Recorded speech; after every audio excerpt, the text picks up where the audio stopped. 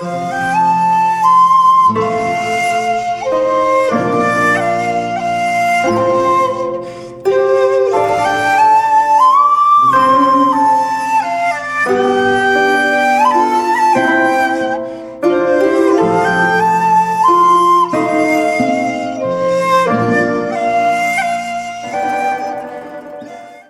అరణ్యంలో సెలయేటి పక్కన పచ్చటి ప్రకృతిలో గుడిసె వేసుకుని తండ్రి కొడుకు సేద్యం చేసుకుంటూ నివసిస్తున్నారు.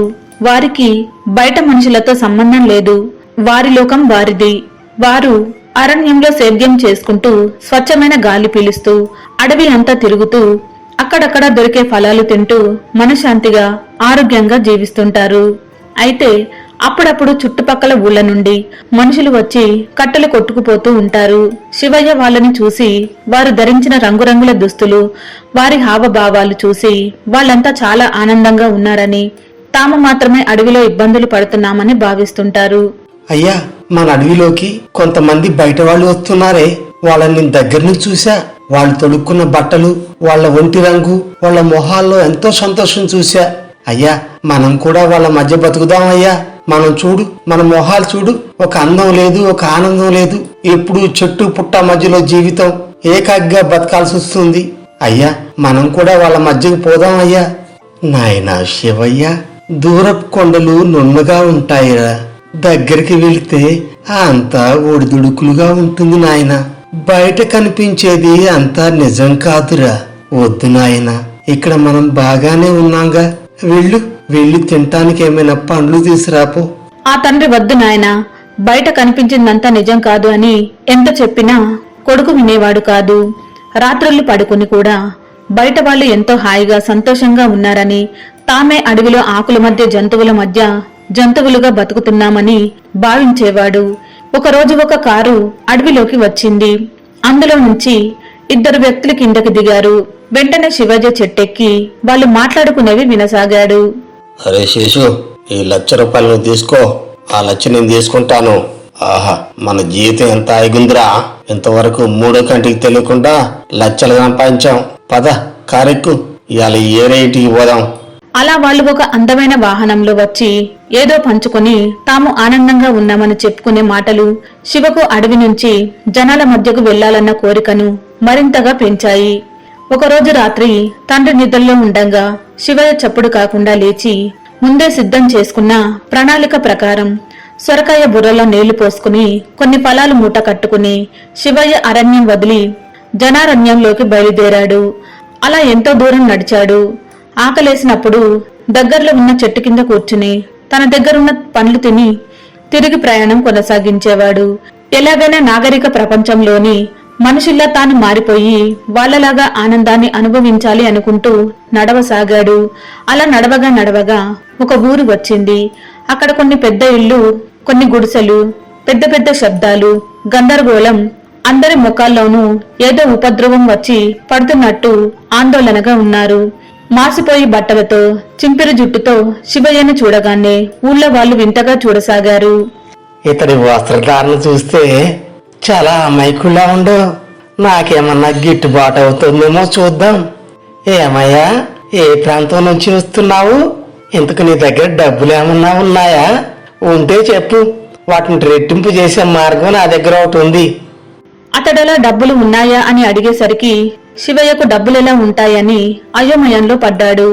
నా దగ్గర అలాంటివేమీ లేవు, ఇదిగో కొన్ని పండ్లు ఉన్నాయి, కావాలంటే తీసుకోండి అన్నాడు. ఏమిటి, నీ దగ్గర డబ్బులు లేవా? డబ్బులు లేకపోతే నీతో నాకేం పని?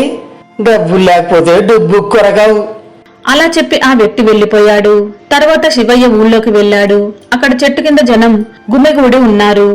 ఏమిటా అని శివయ్య అక్కడికి వెళ్లాడు. ఓం క్రీం బ్రీం శాకిని ఆవయహామి, డకిని ఆవయహామి, శంకిని ఆవయహామి. ఓహీ దుష్టశక్తి, ఈ మంత్రిగాడు పాపన్న ఉన్నాడని భయం లేకుండా ఈ ఊరిని పట్టావా? ఎంత ధైర్యమే నీకు? చూడు, ఇప్పుడు నిన్ను ఈ విశేషాల్లో బంధిస్తా. రావే అఖిల డకిల పఖిలం, రావే. శేషాలకు పో, అందరూ చూడండి, ఇంతకాలం ఈ ఊరిని పట్టి పీడిస్తున్న దెయ్యాన్ని సీసాలో బంధించాను. ఇక ఇప్పటి నుంచి మీ ఇళ్లలో దండరాసులు కురుస్తాయి. ఇక నా డబ్బులు నాకిస్తే వెళ్తా. అఖీల డకీల బకీల మకీల డాకిని వెళ్ళిపో, డాకిని వెళ్ళిపో. ఆ మంత్రగాడు అలా ప్రజల దగ్గర నుంచి దెయ్యాన్ని సీసాలు బంధించానని చెప్పి డబ్బులు తీసుకుని వెళ్లిపోయాడు. ఇదంతా చూస్తున్న శివయ్యకు ఏమీ అర్థం కాలేదు. ఊరికి దెయ్యం పట్టడం ఏమిటి, అది సీసాలో దూరడం ఏమిటి, అసలు దెయ్యం ఎలా ఉంటుంది, ఈ జనాలకు అతడికి తేడా ఏమిటి, అలా ఆలోచిస్తూ ఊళ్ళో ఇంకో బజారుకు పోయాడు. ఓ పిల్లగా, ఎవరేనిదే? నేను చూస్తే పిచ్చోళ్ళలాగున్నావు, కానీ ఇంకో రకం చూస్తే నువ్వు మంచోళ్ళలాగున్నావు.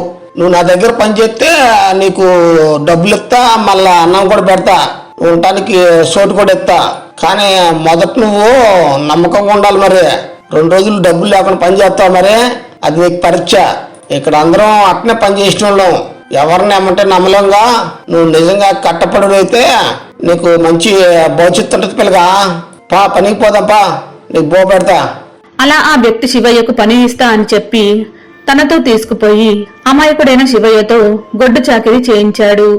అయ్యా, మీ పని పూర్తి చేశాను, నాకు పని చేస్తే డబ్బులు ఇస్తా అన్నారు కదా, అన్నం పెడతా అన్నారు, ఇవ్వండి అయ్యా. ఓ పిల్లగు, ఇంకా నీకు ఆ పని మొత్తం పూర్తికి రాలేదా? నువ్వు ఇంకా నేర్చుకోవాలి పనే. నీకంటే చిన్న పిల్లగాలు బాగా చేస్తారుగా, డబ్బులు ఇట్టుకోవడానికి ఎత్తనుకున్నావా ఏంది? ఇట్టాగే రోజు నా కింద పని చేయి, కొన్నాళ్ళకి అదే వస్తుంది, అప్పుడు బో పెడతా. ఇవాళకి పోలేదు, డబ్బులు లేవు, పో. అతడలా నమ్మించి పని చేయించుకుని చివరకు అలా మోసపూరితంగా మాట్లాడేసరికి శివయ్య అయోమయంలో పడ్డాడు. ఇదేంటి, మనుషులంతా గొప్పవాళ్ళనుకున్నానే, సాటి వారికి సహాయం చేస్తారనుకున్నానే అనుకుంటూ అక్కడి నుంచి తిరిగి ఊళ్ళోకి వచ్చాడు. బాగా ఆకలవుతుంది, తెచ్చుకున్న పనులు అయిపోయాయి, ఏం చేయాలి అని ఒక చెట్టు కింద కూర్చున్నాడు. అదే సమయంలో తెల్లారేసరికి కొడుకు కనపడిపోయేసరికి తండ్రి ఆందోళనతో అడవి అంతా తిరుగుతున్నాడు. నాయనా శివయ్య, ఎటుపోయినావురా? నువ్వు లేకుండా నేను బతకలేను నాయన. శివయ్య, ఎక్కడున్నావురా? అసలే ఆకలికి తట్టుకోలేవు, ఎక్కడున్నావయ్యా? ఒకసారి కనపడు శివయ్య. అలా కొడుకు కోసం అడవి అంతా గాలించినా శివయ్య ఎక్కడా కనిపించలేదు. ఉన్నట్టుండి తండ్రికేదో ఆలోచన వచ్చింది. కోపంగా ఎక్కడికో వేగంగా నడుస్తూ వెళ్లసాగాడు. ఇదిలా ఉంటే ఊళ్ళో చెట్టు కింద కూర్చున్న శివయ్య ఆకలితో తిండి ఎలా అని ఆలోచించసాగాడు. అలా సాయంత్రమైంది. ఆ ఊళ్ళోకి ఒక బస్సు వచ్చింది. కొద్దిసేపు ఆగి వెళ్లిపోయింది. బస్సులో నుండి ఒక అందమైన అమ్మాయి దిగింది. నడుచుకుంటూ ఇంటికి వెళ్తుంది. ఏ ఊరండి మీది? ఇక్కడ కూర్చున్నారు? అయ్యో, ఇదే ఆఖరి బస్సు, ఎక్కడికి వెళ్ళాలి? నా పేరు శివయ్య, నేను దూరంగా అడవిలో ఉంటాను. మీ అందరి మధ్య బతుకుదామని వచ్చాను. కానీ పొద్దున్నుంచి అందరూ నన్ను పనులు చేయించుకుంటున్నారు, గాని అన్నం ఎవరూ పెట్టడం లేదండి. శివయ్య కల్మషం లేని మాటలు విన్న ఆ అమ్మాయి మనసు కరిగిపోయింది. ఈ రోజుల్లో కూడా ఇంత సున్నిత మనస్కులు ఉంటారా అని ఆశ్చర్యపోయింది. వెంటనే ఇక్కడే ఉండండి, నేను భోజనం తెస్తా అని చెప్పి ఇంటికి వెళ్లిపోయింది. రే జగ, మనం ఇట్ట దొంగతనాలు చేస్తున్నాం కదా, ఒకవేళ పోలీసులు దొరికితే ఎట్టరా? మనకి నెల జైలు చిచ్చపడుద్ది. ఓర్పిచ్చోడా, మొన్న పట్టుకుని మొగుడు ఇంతవరకు పుట్టలేదురా. నీకు సంగతి తెలుసా? మనం కారులో తిరుగుతూ దొంగతనాలు చేస్తున్నారా. మనం చూసిన వాళ్ళంతా గొప్ప ధనికులు అనుకుంటారు, కానీ దొంగలు అని ఎవరు గుర్తుపట్టరా. మనం చేసేది కొత్త రకం దొంగతనాలు. అరే, అక్కడ చూడు, చెట్టు కింద ఎవరు అబ్బాయి ఉండి చూడు, ఒకసారి అక్కడ కారాపు. అలా దొంగలు కారుని శివయ్య కూర్చున్న చెట్టు వద్దకు తీసుకువచ్చారు. వారిని చూడగానే శివయ్య కళ్ళు ఆనందంతో మెరిశాయి. అడవిలో కారులో దిగి లక్షలు పంచుకున్న సంగతి గుర్తొచ్చింది. వెంటనే లేచి వారి దగ్గరకు వెళ్లి, తన పేరు శివయ్య అని, మీరు చాలా మంచివాళ్ళు, మీలాగే నేను జీవించాలని అడవిలో నుంచి వచ్చానని చెప్పాడు. శివయ్య అలా చెప్పేసరికి దొంగలు రహస్యంగా ఏదో మాట్లాడుకోసాగారు. అరే జగ్గ, ఇతడెవరో గానీ మనం చూసి మంచి వాళ్ళం అనుకుంటుంటారా. అతడి మంచితనాన్ని మనం డబ్బుగా మార్చుకోవాలా. ఆ దొంగలు ఆలోచించి మంచి భోజనం పెట్టిస్తామని చెప్పి కారులో ఎక్కించుకొని ఒక ఇంటికి కొద్ది దూరంలో ఆపారు. ఇదిగో శివయ్య, నీకు మంచి భోజనం కావాలంటే ముందు నువ్వు ఒక పని చేయాలా. అదిగో ఆ కనిపిస్తుందే ఆ ఇల్లు, ఆ ఇంట్లోకి పోయి బీరో తెరిచి అందులో డబ్బు బంగారం మూట కట్టుకుని తీసుకురాపో. మరొక మాట, లోపల మా వాళ్ళు ఉన్నారు, వాళ్ళకి తెలియకుండా తీసుకురావాలి. మరి అతడు దొంగ అని తనతో దొంగతనం చేయిస్తున్నారని తెలియని శివయ్య వాళ్ళు చెప్పినట్టే ఇంట్లోకి రహస్యంగా వెళ్ళాడు. ఇంతలో ఇంట్లో గదిలో నుంచి మాటలు వినిపించాయి. ఏమేం బాధపడకు, నాకేం కాదులే. బీరువాలో పొలం అమ్మిన డబ్బులున్నాయిగా, వాటితో రేపు గుండె ఆపరేషన్ చేయించుకుంటా. ఇంకా సరిపోకపోతే ఇల్లు అమ్ముదాంలేవే. బాధపడకు, నా గుండెకేం కాదులే. ఇప్పటికే పొద్దుపోయింది, ఇక నిద్రపో. లోపల నుంచి వస్తున్న మాటలు విన్న శివయ్యకు చాలా బాధనిపించింది. బీరువాలో ఉన్న డబ్బు అతడి గుండె ఆపరేషన్ కోసం దాచిపెట్టారని, ఇప్పుడు తాను అవి తీయటం న్యాయం కాదని భావించాడు. అందుకే అటు బయట వేచి ఉన్న దొంగలకు తెలియకుండా దొడ్డిదారిన బయటకు వెళ్లిపోయాడు. ఇదిలా ఉంటే శివయ్య ఆకలితో ఉన్నాడని అన్నం తీసుకుని వచ్చిన పల్లవికి చెట్టు కింద శివయ్య కనపడిపోయేసరికి కొద్దిసేపు చుట్టూతా చూసి ఇంటికి వెళ్లిపోయింది. ఏమా పల్లవి, ఇప్పుడే పట్నం నుంచి వచ్చావు, మళ్ళీ వెంటనే బయటకు వెళ్ళావు? ఎక్కడికి వెళ్ళి వస్తున్నావమ్మా? ఆ డబ్బాలో ఏమున్నాయి? ఏమన్నా తినుబండారాలు తెచ్చుకున్నావా? బయటవి ఆరోగ్యానికి మంచి కాదమ్మా. సర్లే, ఇంట్లోకి వెళ్ళు. పల్లవి ఆ ఊళ్ళో 100 ఎకరాల ఆసామి. జగన్నాథం ఒక్కగానొక్క కూతురు. అతడికి ఆమంటే పంచ ప్రాణాలు.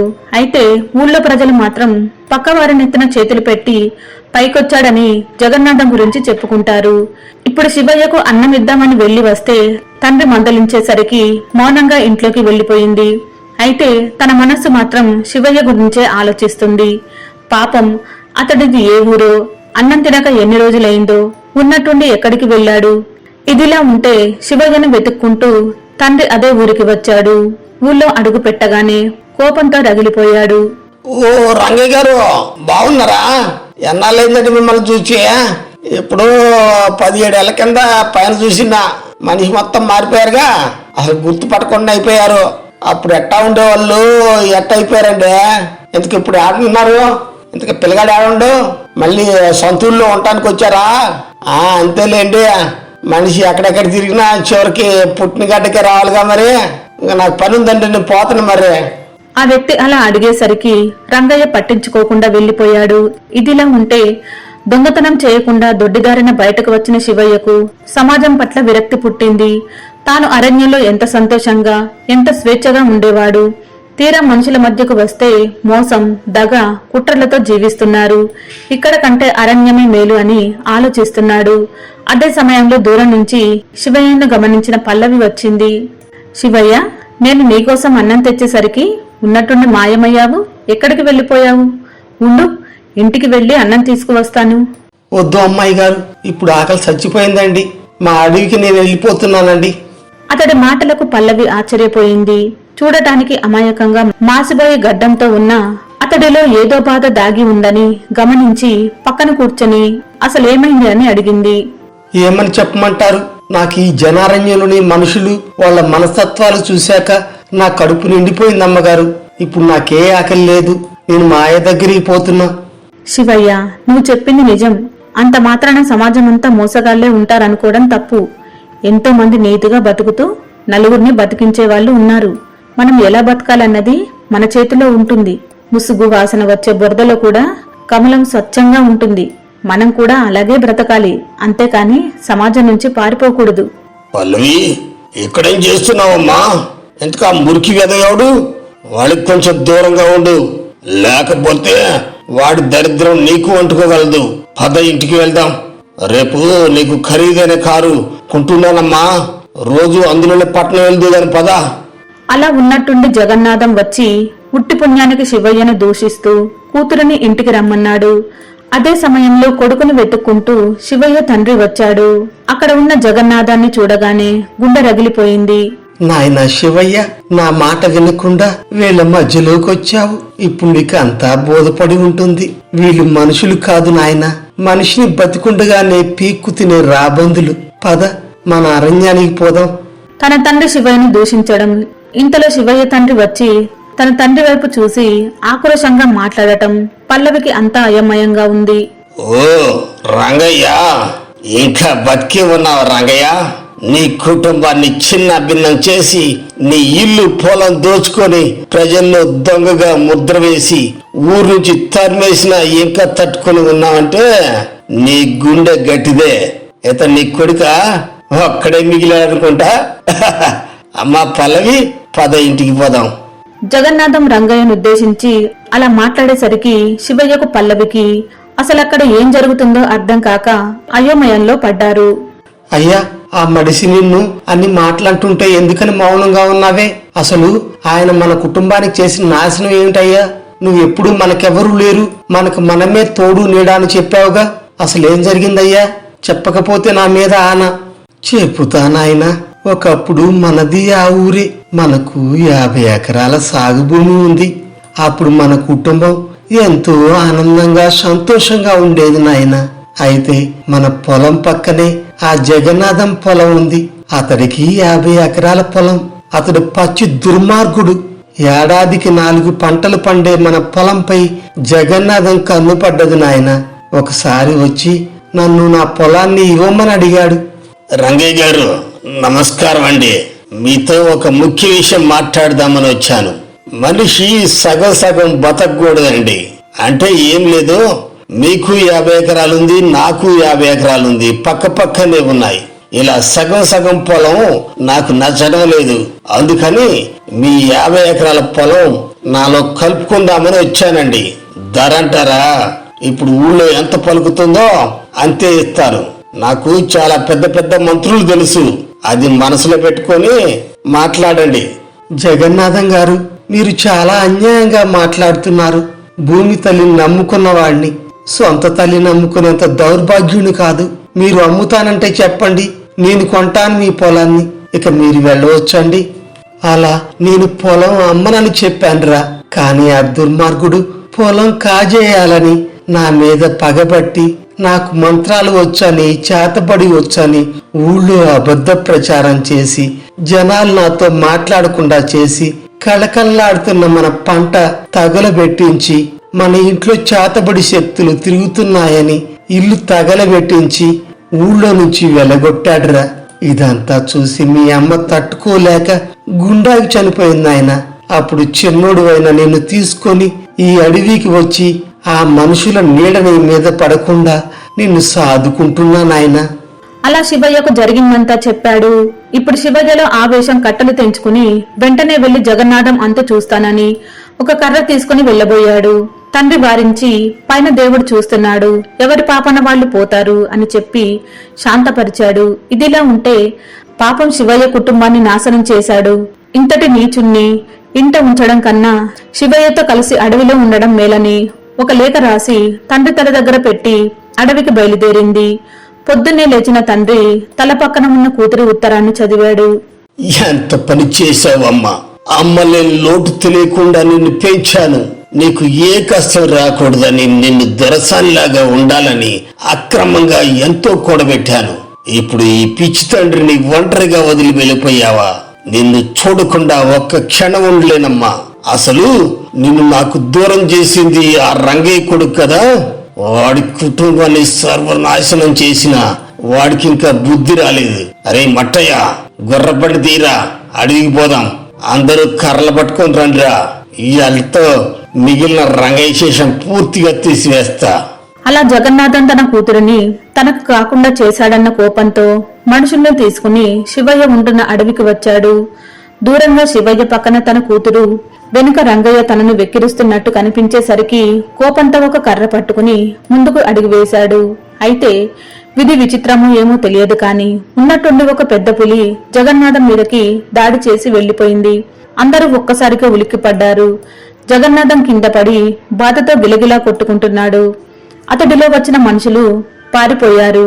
వెంటనే రంగయ్య అడవి లోపలికి వెళ్లి ఏవో కొన్ని ఆకులు తెచ్చి పసరు కట్టు కట్టాడు. 2 రోజుల మామూలు మనిషి అయ్యాడు. నన్ను క్షమించు రంగయ్య. నేను నీకు చేసిన పాపానికి నాకు ప్రాయశ్చిత్తం లేదు. నీకు చెడు చేసినా నువ్వు నాకు మంచి చేసి నా ప్రాణాన్ని కాపాడావు. పద రంగయ్య, మన ఊరికి పోదాం పద.